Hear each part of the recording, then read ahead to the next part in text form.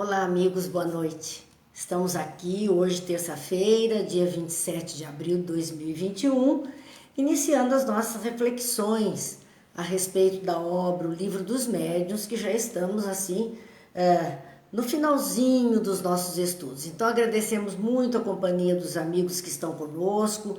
É sempre importante essa convivência diária que temos tido, né, a cada noite. Agradecemos Rosângela, Tânia, Júlio César, Laura, Cláudia, Sandra. São vários amigos que estão conosco aqui, partilhando deste momento. E vamos fazer a nossa prece, porque nós costumamos, né, iniciar mesmo com a nossa prece. Pai de bondade, que a sua luz e a sua paz nos envolva, que Jesus, o Mestre amado, esteja sempre conosco, através desses benfeitores espirituais que nos assistem, nossos anjos de guarda, os espíritos amigos, enfim, que possamos ter a assistência necessária para as nossas reflexões desta noite. Abençoa-nos, Pai, abençoa-nos, Mestre, hoje e sempre. Que assim seja. Então vamos lá, amigos, mais Ivete, Jane, Júlio, Edith, todos participando aqui conosco nesse instante. Sebastiana, nós agradecemos muito, Rosângela, agradecemos muito a companhia e vamos às nossas reflexões de hoje, dentro do capítulo 29 que nós estamos refletindo. O capítulo 29 trata das sociedades espíritas e das reuniões espíritas. São esses dois pontos que Kardec deixou nesse penúltimo capítulo, porque o Livro dos Médiuns tem 30 capítulos. Então, nesse capítulo 29, ele trata disso, e nós estamos no item 328, porque encerrando ali o 327, onde ele tratava das manifestações físicas, que ele falava das manifestações físicas, das manifestações experimentais e das reuniões, né, de estudos, reuniões frívolas, reuniões experimentais, manifestações físicas para as experimentais e às vezes as frívolas, e estudos numa outra colocação das manifestações inteligentes. Kardec encerra então aquele item do 327 dizendo que as manifestações físicas têm a sua utilidade, porque às vezes nós podemos dizer, imagine hoje, vamos dizer, o copo que vai formando palavras, que vai letra a letra, pulando, saltando de uma para outra para compor palavras, ou se houvessem estalidos, ou se houvessem luzes piscando como um código combinado, ou mesmo se houvesse a mesa levitando. Quer dizer, o que isso importaria para nós hoje? A época era brincadeira, era reunião frívola. Mas Kardec já dizia naquela época, e se aplica aos dias atuais, de que as manifestações físicas, elas têm a sua utilidade. Não era só uma brincadeira, não era só um passatempo.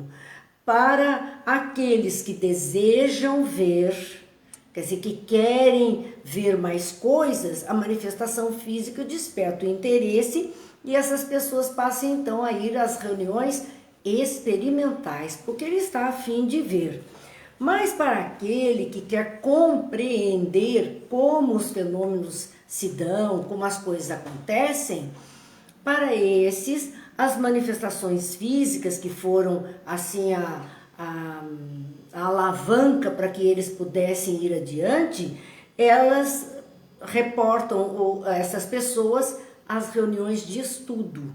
Então, de alguma forma ou de outra, a manifestação física pode despertar o interesse das pessoas para esta possibilidade de intercâmbio com o mundo espiritual, seja nas reuniões experimentais, seja nas reuniões de estudo. Então, quem quer compreender os fatos vai buscar conhecimento. Quem quer apenas observar os fenômenos vai às reuniões experimentais. E ele conclui com uma frase muito bonita, esse item 327, dizendo: é assim que uns e outros podem completar a sua instrução espírita. Então, tudo está servindo como elemento de instrução. espírita. E assim, indo para um ou outra, participando de um ou de outro evento, nós vamos completando a nossa instrução, vamos nos instruindo desses fenômenos da espiritualidade. Vamos lá que eu tenho que dizer boa noite ainda a um punhado de amigos aqui que estão conosco e que eu não os cumprimentei ainda, né? E a gente precisa cumprimentar a todos, senão a gente fica falhando. Ivete, Jane, Edith, Rosa, Adriana, Silvia, Cidinha, Silvia Munhoz, Bete Basílio, Cláudia, Cazuco, Cida Hoffman, Rogério Vilar, Silvio, Terezinha.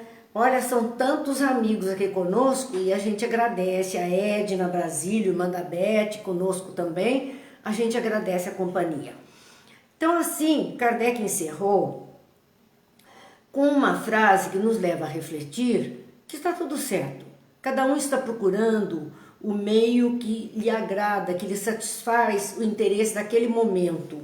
E um pode levar a outro, pode dar um passo mais adiante, mas tudo isso está servindo mesmo para que as pessoas possam, então, ter instrução, ter o conhecimento dos fenômenos. E vamos para o item de hoje, que é o 328, do capítulo 29, onde ele fala ainda a respeito dessa instrução espírita que se pode ter, através até da observação de fenômenos ou dos encontros de estudos.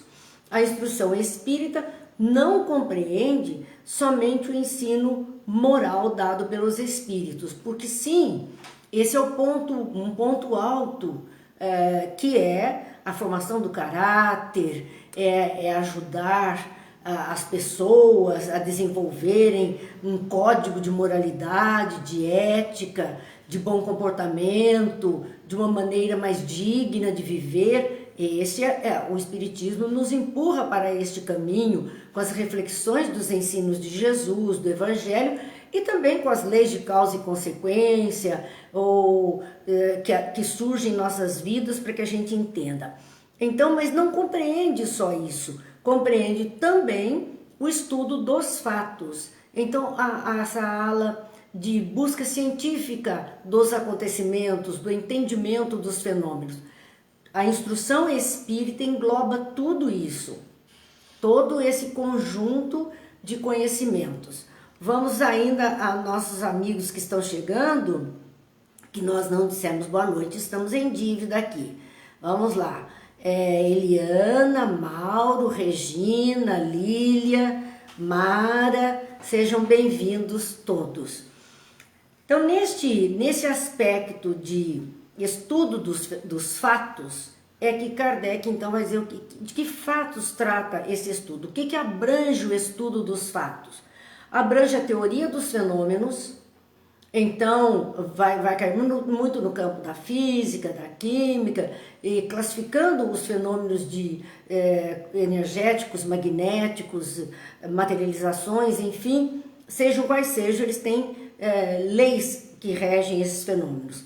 A pesquisa das causas. Então, para aqueles que se debruçarem sobre a análise dos fatos, terá que entender do fenômeno, de ver a teoria dos fenômenos, de conhecer esse lado da ciência e a pesquisa das causas, o que levou a realizar-se aquele fenômeno naquele ambiente. Como consequência, é a constatação do que é e do que não é possível.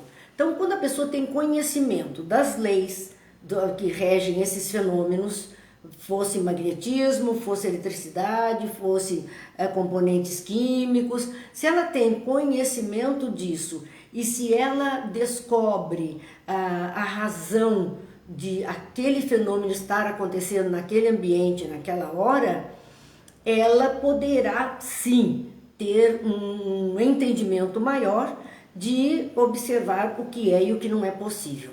Então ela terá mais pé no chão para olhar no fenômeno. Não, isso não é possível, aqui é falcatrua, aqui é engano, isso aqui é enganação, porque não é possível, foge todas as leis, não é possível acontecer. Ou as pessoas estão classificando como um fenômeno espiritual e não é verdadeiro. Isso é um fenômeno físico em razão vamos dizer, da temperatura ambiente, que ora retrai a matéria, ora dilata a matéria, não tem nada espiritual, é lei natural. Para isso o conhecimento nos ajuda a podermos observar o que seria fenômeno espírito, o que seria um fenômeno natural que nós estamos então vivenciando. Essa é uma consequência de termos instrução para podermos fazer essas análises todas e perceber o que é e o que não é possível. Observar a observação de tudo quanto possa fazer que a ciência se desenvolva. É o outro aspecto que a instrução nos leva a olharmos e entendermos o quanto a ciência pode se desenvolver, o conhecimento pode se desenvolver. Quer dizer, nada está fechado, nada está dito a última palavra. Constantemente as coisas mudam na natureza e nós temos que perceber e avançar junto com tudo isso. Então, diz ele, é errado acreditar, é um erro acreditar que os fatos estejam limitados aos fenômenos extraordinários, a fenômenos espirituais. Não. Muitos fatos que acontecem, como dissemos, estão limitados ou estão na responsabilidade de leis naturais. Já falamos, uma madeira pode estar lá porque houve uma dilatação pelo calor, ou uma retração pela temperatura muito baixa. Nós sabemos disso, qualquer um pode observar num trilho de trem, da linha de trem, que existe um espaço entre dois trilhos e para que aquele espaço, o trilho não deveria ser contínuo? Não, se ele fosse contínuo, a linha toda ia se deformar com as altas temperaturas e o atrito das rodas de ferro do trem sobre o trilho, que gera calor.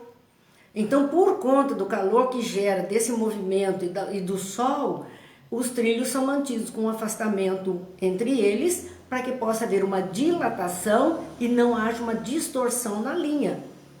Então, nós temos que observar isso, que os fatos não são só extrafísicos no sentido de espirituais e nem extraordinários como algo fantástico. Nós temos que conhecer de tudo para poder separar as coisas. Também é errado acreditar que os que tocam principalmente os sentidos sejam os únicos dignos de atenção. Porque muitas vezes a gente pensa, de ouvir, de ver, sentir um cheiro, sentir um arrepio, uma coisa, e isso só é uma questão do mundo espiritual. Não, existe mais coisa e nem sempre isso também é sinônimo de uma presença ou comunicação espiritual. São vários pontos para serem analisados a fim de entendermos o que compete à espiritualidade e o que compete às leis naturais da vida. Encontram-se a cada passo fatos importantes nas comunicações inteligentes. Então não são só os efeitos físicos que podem mostrar ou comprovar essa existência de um mundo espiritual ou chamar a atenção do ser humano. Também nas comunicações inteligentes, escritas ou falas, não importa, são comunicações inteligentes. Encontram-se a cada passo fatos importantes nas comunicações inteligentes que as pessoas reunidas para o estudo não poderiam negligenciar. Se está ali e percebe alguma coisa naquela escrita ou naquela fala, não se deve deixar de lado, é preciso prestar mais atenção. Hoje mesmo aconteceu, agora há pouco, né? Nós fazemos o Evangelho no Lar na terça-feira, às 19 horas, e estávamos aqui, um dos filhos lendo a parte do Evangelho, e no que ele leu, eu disse, nossa, parece que eu nunca prestei atenção nessa informação, que era uma informação que está contida no capítulo 8º do Evangelho segundo o Espiritismo, a respeito de parábolas de Jesus. E eu disse, parece que nunca eu tinha prestado atenção nisso. Me chamou, vejam, eu disse, meu Deus, 40 anos lendo o Evangelho parece que eu não tinha percebido isso ainda, né? Mas nós somos assim. Na medida em que vamos tendo mais atenção, mais maturidade, mais visão, a gente vai percebendo fatos importantes que a gente precisa parar e dar o devido cuidado. Até então, a gente não via. Agora que eu já vi, vou lá dar uma relida e prestar mais atenção naquilo que estava falado ali. Mas é isso. Se existe algum fato, algum fenômeno, não deve ser negligenciado. Impossível enumerar todos os fenômenos que resultam de circunstâncias fortuitas, e também muitos resultam de circunstâncias fortuitas. Ou seja, espontaneamente acontece alguma coisa diferente, surge alguma coisa diferente, ou por conta da própria evolução, algo que até antes não poderia acontecer e agora acontece. Porque a condição nossa de vida permite isso agora.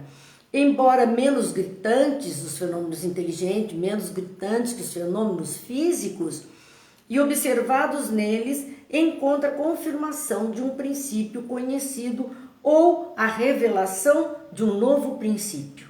Quer dizer, quando nós observamos, temos atenção, que é o que nos aconteceu agora há pouco, ao prestar atenção naquela leitura, ao ouvir com atenção, algo que até então não tinha percebido, foi percebido agora. E muitas vezes coisas que a gente já tinha percebido são relembradas dentro dessas comunicações. E assim nos leva a penetrar mais fundo nos mistérios do mundo invisível, nos ensinamentos que nos chegam. Portanto, Kardec diz, nisso há também uma filosofia. Quer dizer, em tudo existe uma filosofia. A filosofia é a ciência do questionamento, da busca de respostas. Então, o tempo inteiro nós estamos vendo isso. Vamos para o item 329, dentro desse capítulo 29, que ele vai falar das reuniões de estudo, que é algo que nós fazemos com muita frequência, né? Nos reunimos para estudar essa ou aquela obra, como estamos fazendo atualmente pelas lives que temos podido realizar, são os nossos estudos que continuam.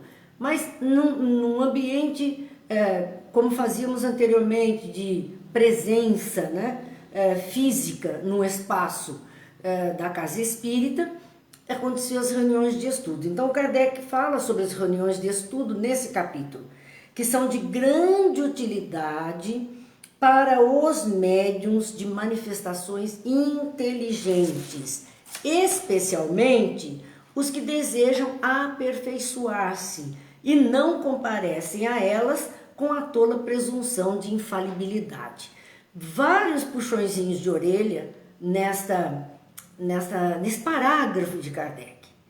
A importância da reunião de estudos, e ele fala principalmente para os médiuns de manifestações inteligentes, ou seja, o médium de psicofonia, o médium de psicografia, aquele que não é para mover objetos, que não é para realizar alguma coisa nesse sentido de quase encenação de um fenômeno qualquer de movimentação. Não, mas é um médium vinculado à escrita, à fala, do modo geral, ao conhecimento.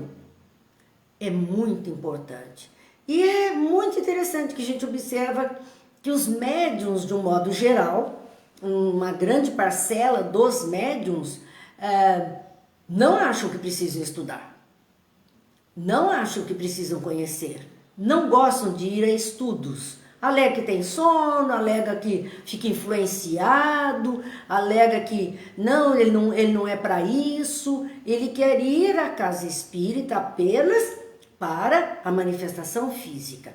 Eu já contei para vocês que certa vez estávamos numa reunião de pais na creche, uma creche espírita que a gente voluntariava, e era uma noite de encontro de pais onde a gente usava algumas das parábolas de Jesus para trazer para o dia a dia da família. E um senhor me perguntou, a senhora é espírita? Eu disse, sou. Ele disse assim, que centro a senhora vai? Eu falei, ele disse assim, então, eu queria ir lá, a gente pode? Eu falei, claro, o centro é aberto para todo mundo, todos podem ir. Ele disse, eu queria ir lá para soltar o ó. Eu não entendi. Eu olhei para ele com a cara de interrogação, ele disse, é para soltar o ó. E os outros pais também, que estávamos num círculo, ficaram olhando porque também não entenderam. E eu perguntei, mas né, o que é isso? E se não, é que eu sou médium, então eu preciso ir no centro para soltar o ó, deixar os espíritos falarem. Olha que conceito de médium é esse? E como ele se refere à mediunidade, a gente já vê que não tem conhecimento nenhum. Nenhum. É médium, sim, poderia ser. Mas sem o menor conhecimento, sem o menor domínio sobre si mesmo e sem o menor entendimento do que se presta à doutrina espírita. Que não é a questão de ir lá soltar o ó, não é ir lá para receber espírito, dar comunicação. E, infelizmente, também é a orientação que muitos dão a médiuns que chegam. Ah, você tem mediunidade, precisa desenvolver. Precisa desenvolver mediunidade, senão vai ficar doente, vai passar mal, um punhado de coisas desse tipo, até dizem. Mas desenvolver o quê? Como? Onde? Apenas numa experimentação mediúnica? E o conhecimento dele, como é que fica? Nós estamos vendo aqui Kardec dizendo o seguinte, vamos ver a fala do Livro dos Médiuns. Reuniões de estudo são de grande utilidade para os médiuns de manifestação inteligente, especialmente os que desejam aperfeiçoar-se. É para todos.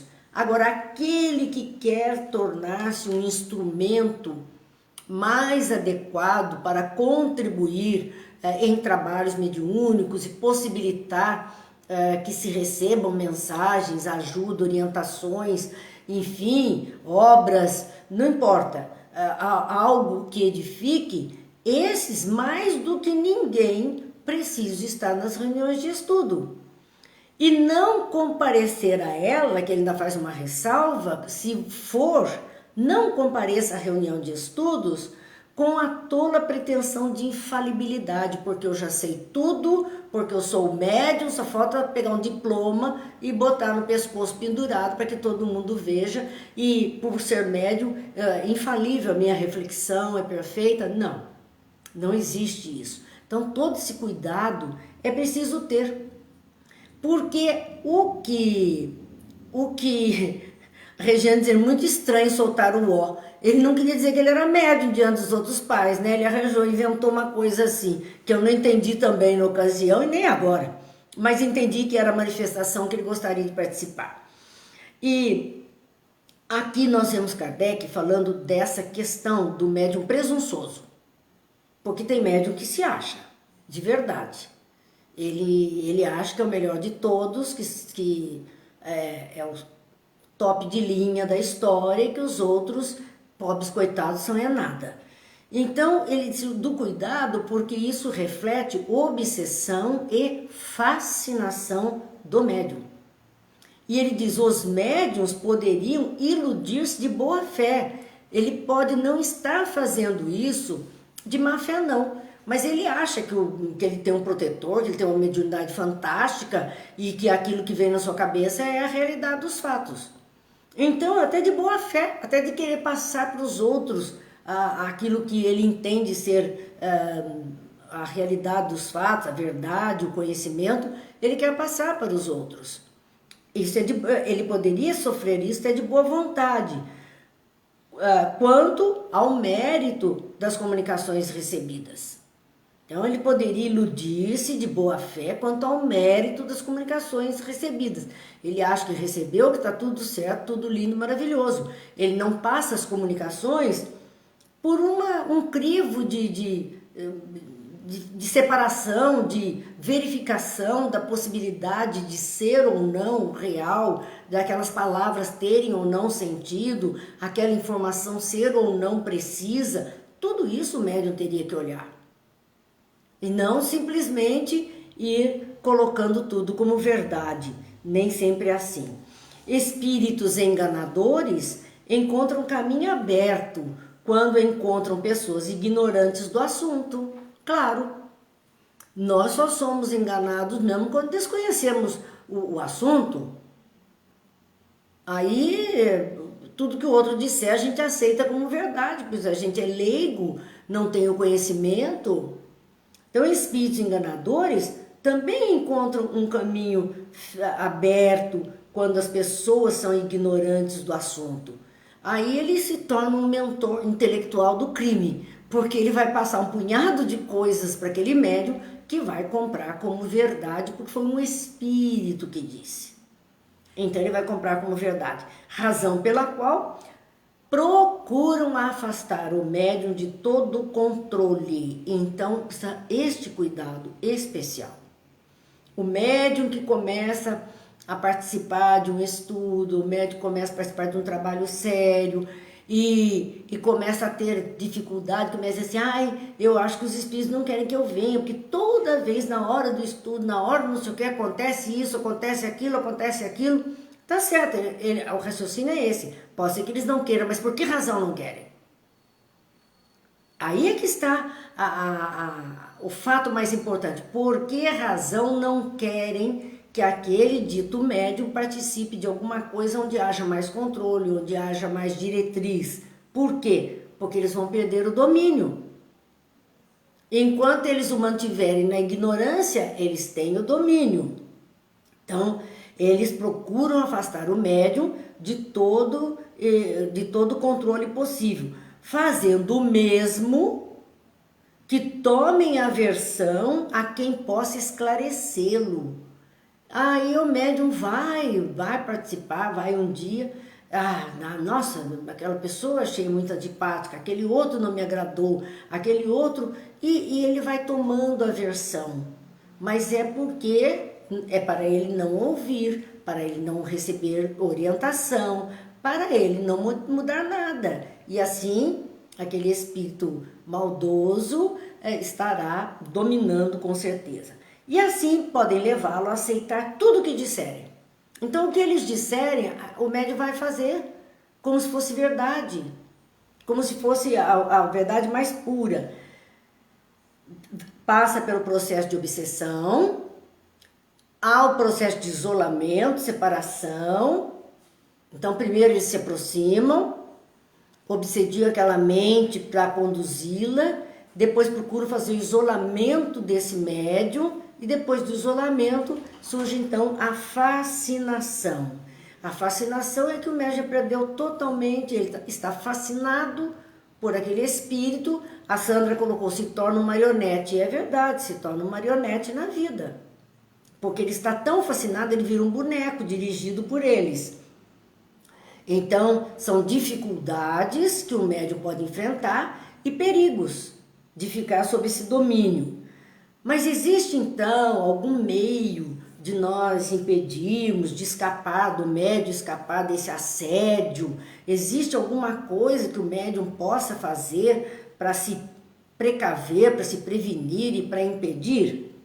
O único meio, diz Kardec, de escapar é submeter-se o médium ao controle de pessoas desinteressadas e bondosas que, julgando as comunicações com frieza e imparcialidade, possam abrir-lhe os olhos e levá-lo a perceber o que não pode ver por si mesmo. Então, este é o meio, o único, ele diz, o único meio que o médium tem para escapar disso tudo isso é submeter-se ao controle de pessoas desinteressadas, bondosas.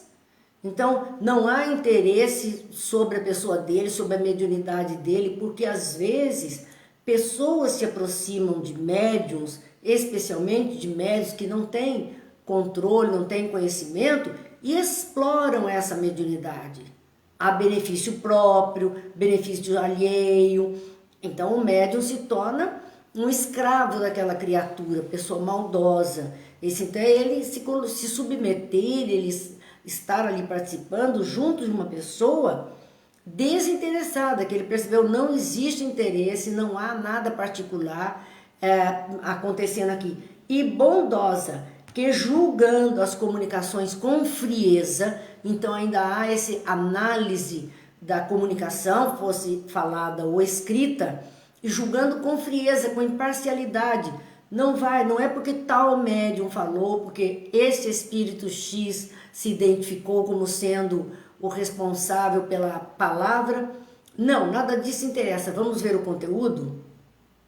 É isso que vai interessar, o conteúdo da mensagem. E essa pessoa poderá, então, analisar e abrir os olhos do médium, se houver alguma coisa para chamar a atenção, e levando-o a perceber aquilo que sozinho ele não estava percebendo. Esse é o meio de se colocar num trabalho de observação, de disciplina da tarefa, de análise dos fatos, mas há médiuns que se aborrecem, né? Se melindram se alguém disser que aquela comunicação, olha, essa comunicação, não sei, isso aqui parece que não é do espírito X, ou isso aqui é uma coisa sem sentido, espera um pouco, essa história aqui não está muito legal. Tem médios que se ofendem, e não é para se ofender, é para se observar tudo que está acontecendo. Então continua Kardec falando, todo médium que teme esse julgamento, que outra pessoa julgue o que ele está falando, julgue o que ele está escrevendo, analise, e não é analisar com o cuidado devido, com embasamento científico, com embasamentos filosóficos, com conhecimentos doutrinários, enfim, essa análise com essas armas. Quando acontece isto, há pessoas que aceitam, mas Kardec sabe que existem médiuns que não aceitam esse tipo de atitude. Ele diz, todo médium que teme esse julgamento, ele não quer nem ir porque vão querer ficar colocando alguma coisa. Quem teme esse julgamento já se encontra no caminho da obsessão. Olha o cuidado que o médium precisa ter. Quem teme a análise daquilo que ele escreveu, da fala, teme que o outro vá julgar, não queira disponibilizar para que os outros possam tecer algum comentário, ele já se encontra num caminho da obsessão. Aquele que pensa que a luz só é feita para ele, só ele é que é o melhor de todos, já está completamente subjugado. Aquele que não quer ir está no caminho da obsessão. O outro que, além de não ir, acha que só ele é o melhor da história, já está em subjugação. É um nível mais profundo de obsessão. Se leva a mal as observações, porque um faz observação e ele não se agrada, e as repele irritando-se com elas. Então, melindrado, magoado, ofendido, e agora também não vou mais, porque olha o que disseram dessa comunicação, não há dúvida quanto à natureza má do espírito que o assiste. Porque um espírito bom acalmaria esse coração, onde, claro, o orgulho foi arranhado ali, né? Mas ele então teria ali a ajuda, se fosse um espírito bom, acalmaria. Mas um espírito mau, né, maléfico, ele vai fazer com que a pessoa então se doa mais ainda. E assim não participe mesmo, porque é o desejo dele. As reuniões são de grande utilidade aos médiuns, se ele for bastante sensato para ouvir os conselhos, porque nelas se encontram pessoas mais esclarecidas do que ele. Reuniões de estudo. Ele está falando de reuniões de estudo, lembram-se? Olha como é o médium indo à reunião de estudo.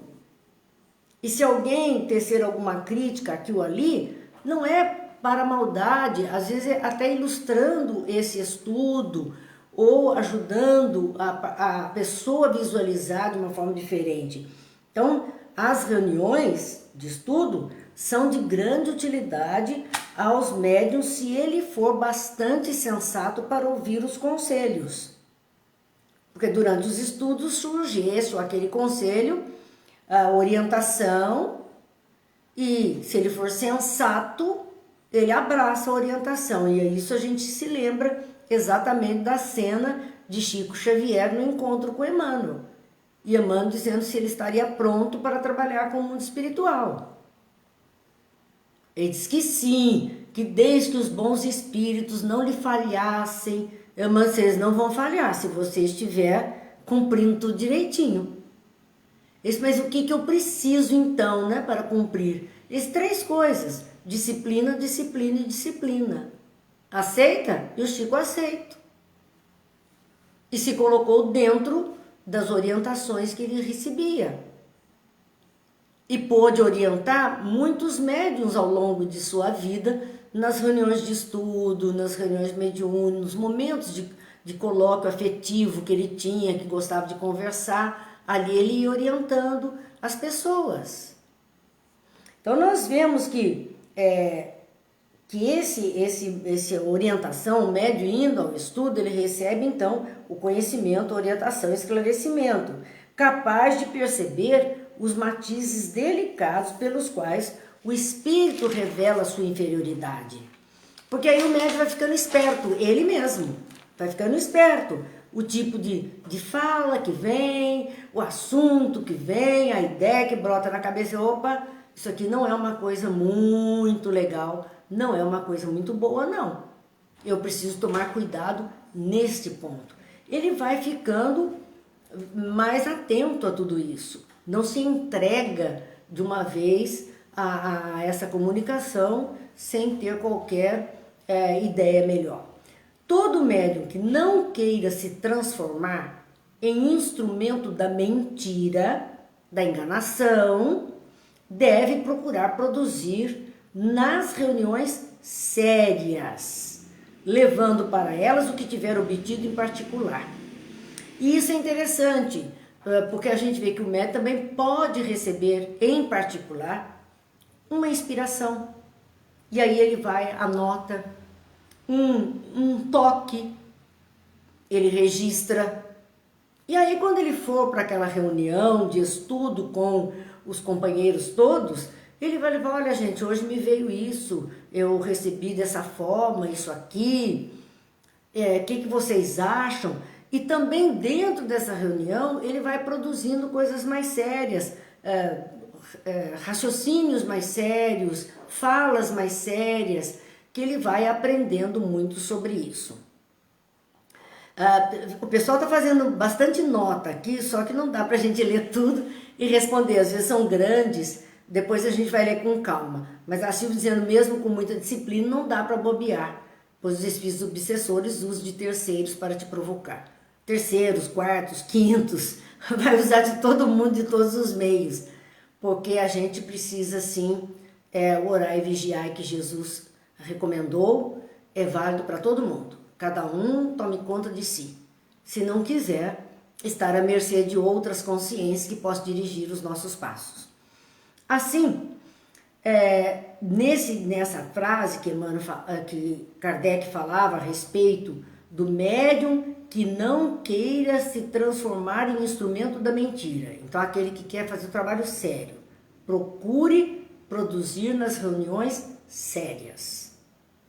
Então, reunião séria não é aquela onde todo mundo entra com cara de múmia, não. Calado e sai calado. Isso não é seriedade, porque as mentes podem estar fervilhando de bobagem.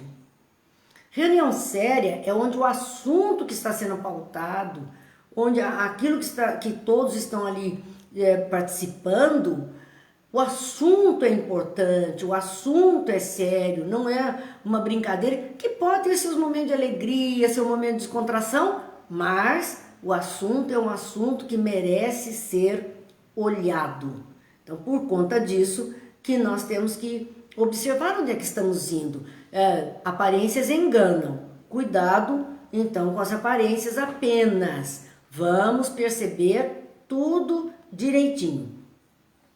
E procurar levar também a essas reuniões aquilo que ele obteve em particular. Um conhecimento, uma coisa que ele leu, um conhecimento que ele percebeu, uma intuição que ele teve.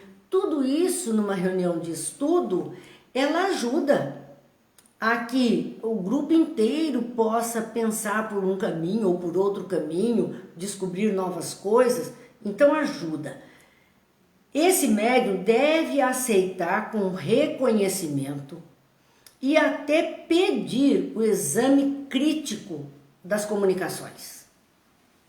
Então o médium sério, ele vai sim, vai aceitar com reconhecimento, com gratidão, e até mesmo pedir que alguém faça uma crítica sobre aquilo que ele escreveu, sobre o que ele desenhou, sobre o que ele está pensando nesse caminho. Vamos dizer, ele é um orador, ele é um expositor, tem um tema para expor. Ele pensa o tema, ele organiza o tema e tendo uma outra pessoa que diga, olha, eu estou pensando em fazer esse tema assim, assim, assim, o que você acha? Eu disse, não, acho melhor assim, talvez se fizer isso, ou fizer aquilo, melhor aqui ou melhor ali. Mas o médium tem que estar aberto para essas coisas, porque elas vêm enriquecer o trabalho dele, vêm melhorar o trabalho deles. E continuando então, ele diz, se estiver assediado por espíritos enganadores, será o meio mais seguro para se livrar deles, provando-lhes que não o podem enganar. Então, quando ele olha a comunicação, quando ele observa aquilo que foi falado, olha, está certo, não está certo, isso aqui não é bem assim, cuidado, esse é o meio que ele tem de ir se livrando daqueles que estão ali só para fazer bobagem, só para passar tempo. E é assim entre encarnados. Tem lá aqueles numa turma que se aproxima e gosta de uma confusão. Quando percebe que o outro não adere à confusão, pelo contrário, fica na dele, ele acaba se desvinculando, acaba saindo de perto, porque ele não encontra palco, ele não encontra espaço para essas coisas. Continua então Kardec a dizer, né? O médium que se irrita com a crítica sem razão, pois se o que escreve não é dele, é como quem lesse os versos de um mau poeta.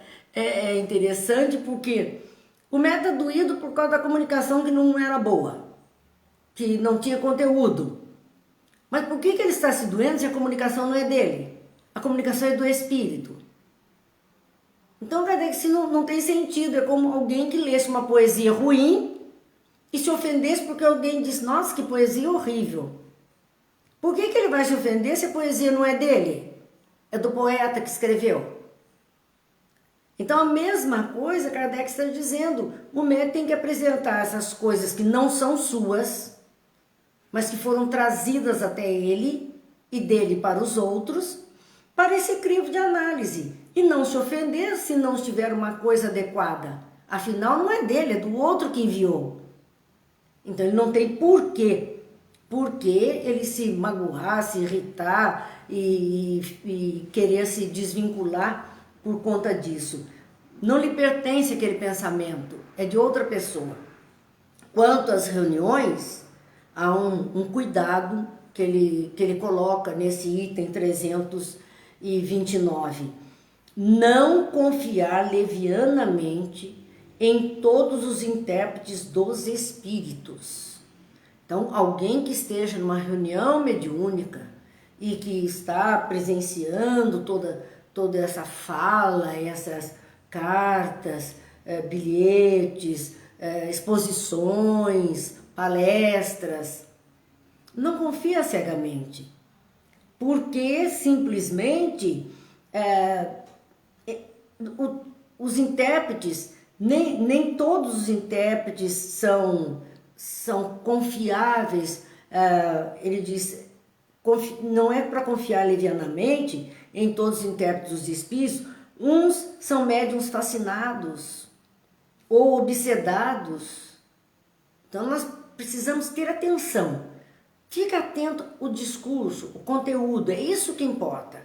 Muitos podem estar nesse caminho de médiuns fascinados, médiuns obsedados, e lhe seria mais prejudicial do que útil.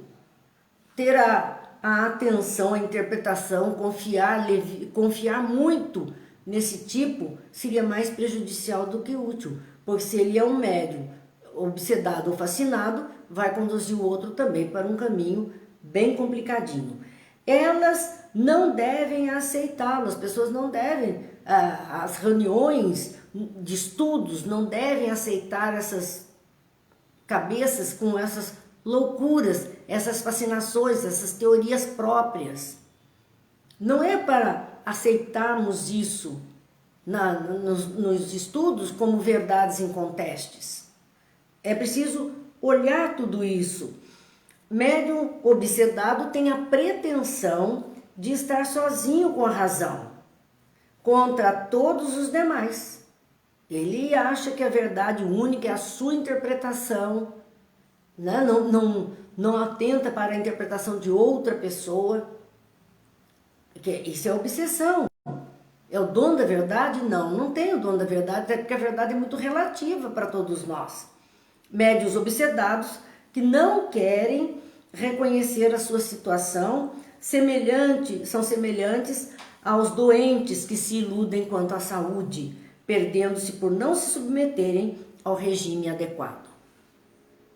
Quer dizer, o obsedado que não quer reconhecer que ele está num processo de influenciação, porque os outros estão percebendo isso, ele é semelhante a um doente que não quer se cuidar, estando mesmo doente, ele não está se cuidando e vai se complicando cada vez mais a sua saúde por conta desse seu jeito de entender a situação. Bem, vamos lá, que tem tanta gente aqui, né, Silvia Helena, que eu não tinha cumprimentado. Deixa eu ver aqui quem mais. Há bastante comentário de vocês, Ângela, Ana Maria, Lena, Simone, há bastante comentário, e o interessante está assim, né, que entre vocês, nesse chat que nós temos, junto da live, as pessoas estão interagindo entre si. Isso é um grupo de estudos, onde um está comentando alguma coisa, o outro concorda ou discorda.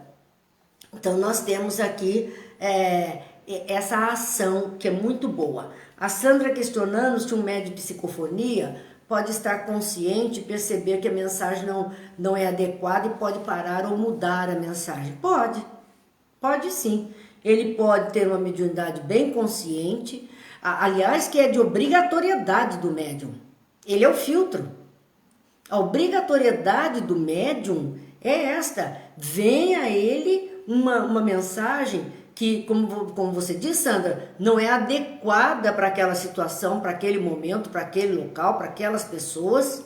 Não é adequada. A mensagem não é boa. A mensagem vai causar conflito, confusão, desespero, medo ou desacato, qualquer coisa desse nível. A obrigação do médium é frear, é segurar, é mudar até a linguagem. Então, vamos supor que um médium de psicofonia está ouvindo 1 milhão de palavrões que são insuflados na sua consciência, na sua mente, no seu ouvido espiritual, e ele diz, não, eu tenho que falar o que vem. E aí ele vai soltar aquele punhado, aquela verborragia de palavrões em cima dos outros, totalmente inadequado.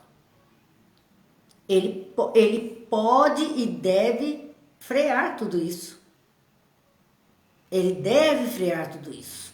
E em lugar de dizer assim 1 milhão de palavrões, eu estou com muita raiva. Porque é que aquele um está dizendo palavrão? Porque ele está com raiva de alguém. Então o médico pode dizer, eu estou com muita raiva. Como se fosse o espírito, e encerra por aí a conversa. Então é obrigação. É obrigação do médium ter esse cuidado.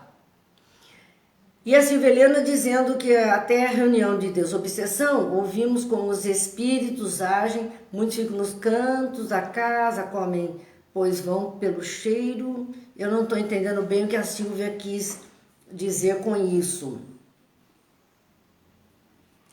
Bem, eu acredito que eles falam da presença junto da casa de uma criatura, vamos dizer, é um processo obsessivo, alguém está nesse processo e há uma ajuda para essa pessoa. E aí aquele obsessor, ao se manifestar, diz, não, eu estava lá, eu comi, eu estava lá porque eu gosto, eu estava lá porque de alguma forma aquilo me agrada.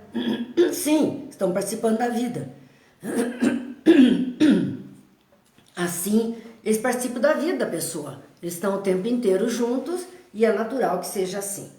Bom, vamos então ao nosso item de número 330, que tudo isso que estávamos falando vinha nessa sequência.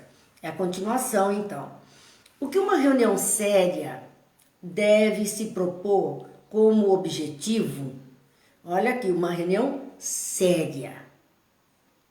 Uma reunião séria, que eu disse, não é de pessoas que falam pouco, que falam manso, que entra com ar de acabado, de algo transcendental, quase teatral.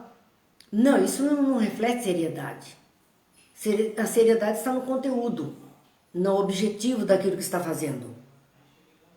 O que uma reunião séria deve se propor como objetivo é livrar-se dos espíritos mentirosos. Um grupo de pessoas sérias que tem alguma coisa para fazer, ela tem que se livrar daquele que é mentiroso. Aquele que é mentiroso não tem lugar ali. Não, mas é falta de caridade. Não é falta de caridade. Está numa reunião de estudos, uma reunião séria, e vem aquele perturbador, não é falta de caridade, porque se não quer tomar o trilho, ele vai complicar mais. E é errado considerar-se livre deles, somente pela sua finalidade e qualidade dos seus médios. Então, de um modo geral, né? Uma reunião de estudo, uma reunião experimental, a gente achar que é inatingível. Não, é errado. Todos estamos acessíveis à espiritualidade. Então é errado considerar-se livre de ser enganado, livre. Perguntaram para o Chico, perguntaram para o Divaldo se eles já foram enganados por espírito, e sim, ambos responderam que sim, que já foram enganados por espírito, que se faziam passar por uma coisa que não era. Então essa condição de enganação existe aqui no nosso mundo, gente que vive para enganar os outros. Imagine se desencarna e vai mudar, vai continuar a mesma coisa. É isso que ele sabe fazer e gosta de fazer e vai continuar fazendo. Então a reunião séria, ela vai procurando se livrar deles somente só que ela não vai se livrar somente pela sua finalidade e pela qualidade dos seus médios. Não, essa é uma reunião séria porque trata disso, só por isso o mentiroso não entra. Não, ele vai entrar. Ah, não, mas aqui a gente tem médiuns fantásticos, médiuns muito bons. Não, vai entrar. São portas abertas. O que é que vai impedir isso? É quando a reunião houver criado para si mesma condições favoráveis. Então, quando a reunião amadurece, aquele grupo tem uma única toada, um único trilho,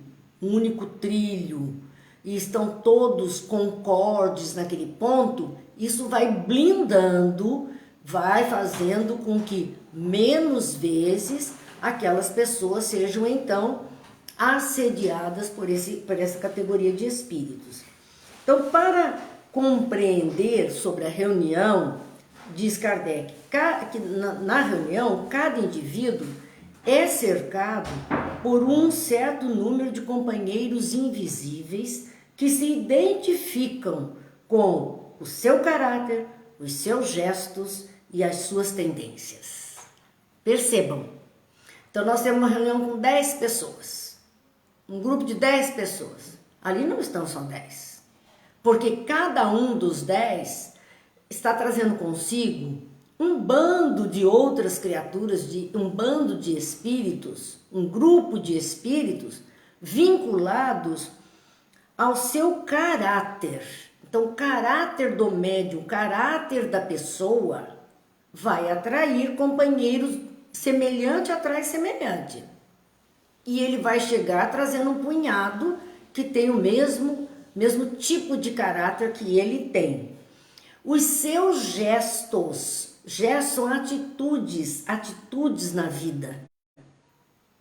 As suas atitudes encantam, trazem outros. Então, há espíritos que se aproximam dele por esses gestos que ele tem no dia a dia. E ele vai para a reunião com toda essa turma junto.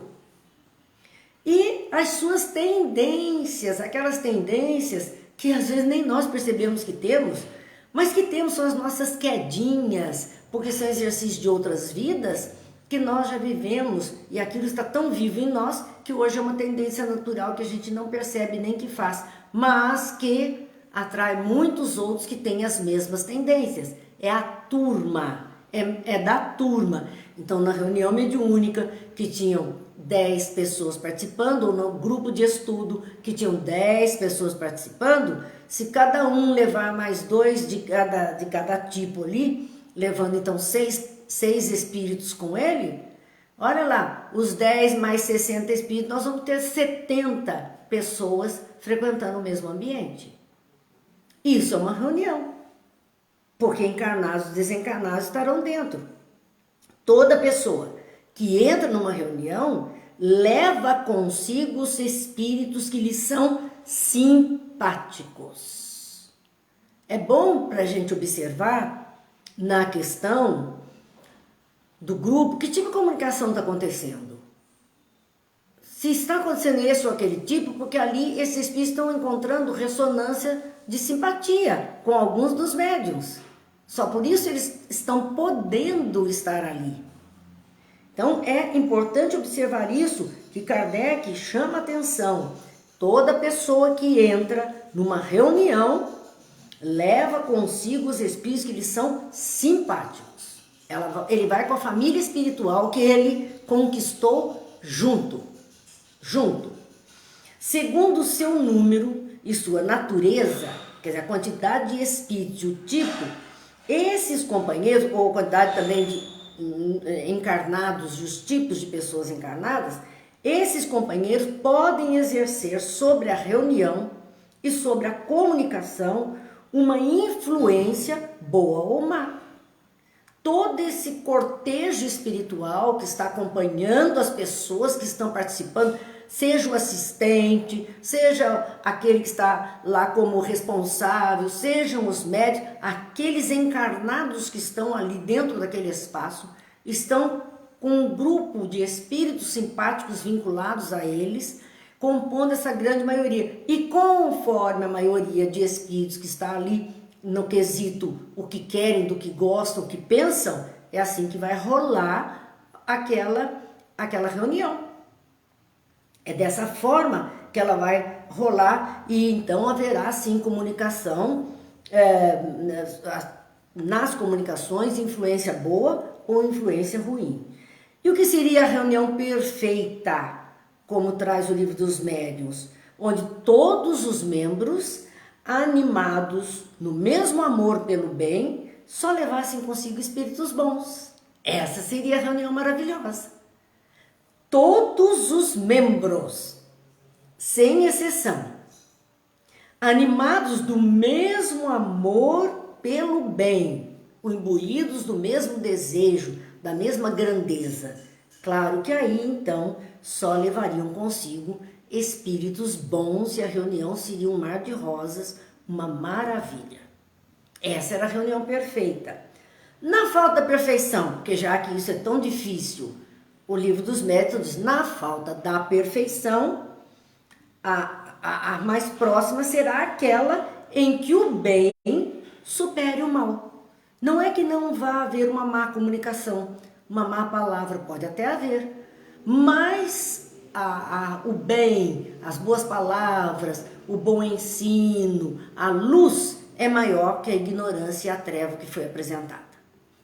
Meus amigos, chegamos em cima da hora, deixaremos o item 331 para a semana que vem. E vocês vejam que este capítulo, eu estou dizendo isso já há algumas semanas, esse capítulo 29 do Livro dos Médiuns, é para ser muito bem estudado por todos que participam de atividades mediúnicas. Necessário fazer isso, porque aí a pessoa vai tomando conhecimento e vai vendo os erros que todos nós cometemos, com certeza, né?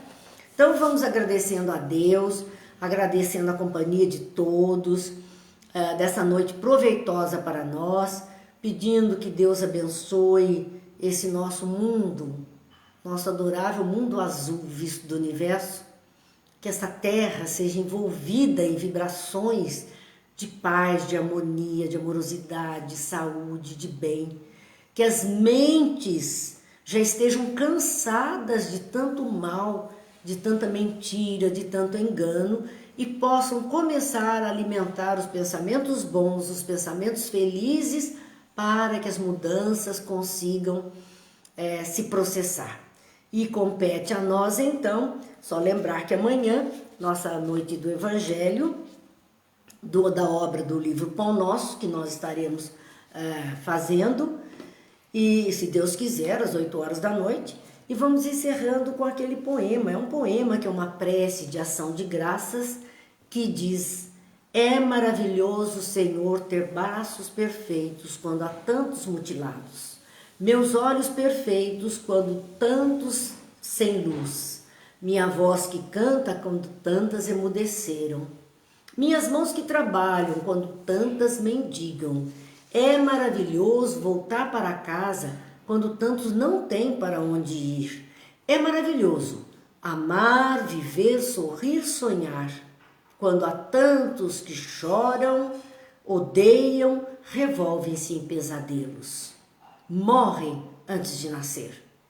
É maravilhoso ter um Deus para crer, quando há tantos que não têm o consolo de uma crença. É maravilhoso, Senhor, sobretudo, ter tão pouco a pedir e tanto a oferecer e agradecer. Obrigada, amigos, pela companhia, e oferecemos as vibrações de amorosidade desses coraçõezinhos, desses positivos, dessa alegria na alma, para a espiritualidade amiga usar em benefício daqueles que estão sofrendo neste instante dores cruciais. Deus abençoe a todos, boa noite e até amanhã.